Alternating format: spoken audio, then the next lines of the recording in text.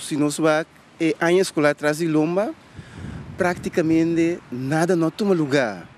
Se podemos nos comparar o Ministério de Ensinança com outro ministério de país Corsol, bota mira tem movição, portanto tem resultado desse ano, mas tem movição, então se vamos ensinança, não se queda mesmo caminho durante a escolar aqui. Portanto aqui há a direita escola, pero para o que se trata manejo de ensinança, conteúdo de nossa ensinança, a maneira como se trata, traduzem, nada não toma lugar.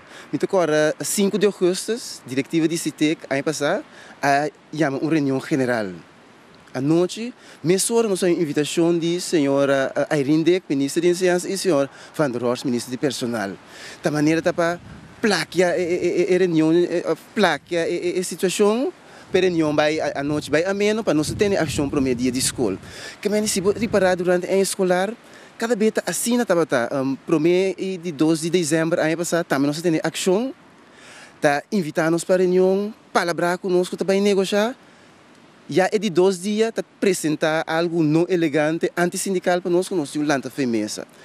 Dia 12 de janeiro, nós estamos vir back da mesa, estamos palabrar com o CITEC, uma comissão mixta, para palabrar, quando vai negociar condições laboral de tradução e ensinança, traz-nos Lomba, firma com grupo que está sendo coisas de maneira que cria desgosto se que traduz na ensinança. É importante, Sr. Glenn, para Javier, tu traduz bem, você vira a noite para escutar traduz.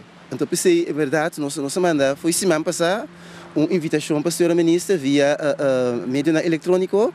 Então, ayer nós mandamos uma invitação oficial, como CITEC, para a senhora ministra, para portar na reunião para donar, para escutar traduz. Então, explica traduz kita sua manejo, kita vai virar e manejo para nós que tem esperança de ensinança se of não.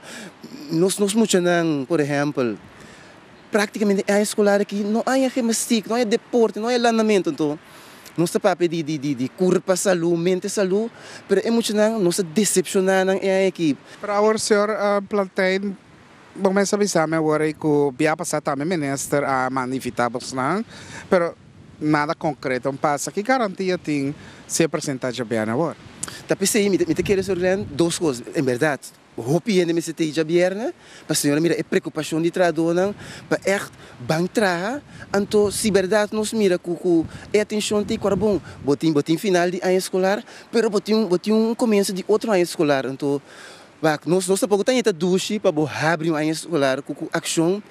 Pero se ensinança não tem atenção, então vamos demonstrar o mal contento para de uma vez por todo bem o caminho necessário.